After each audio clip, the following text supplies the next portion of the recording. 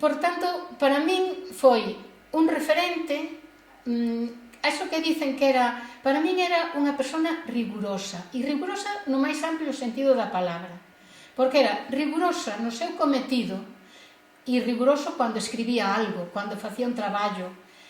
Eu que máis adiante fui directora da Revista do Ensino, de Educación Galaico-Portuguesa, fui secretaria da Asociación Sociopedagóxica Galega e da Asociación Sociopedagóxica Galaico-Portuguesa, e organizábamos as xornadas do ensino.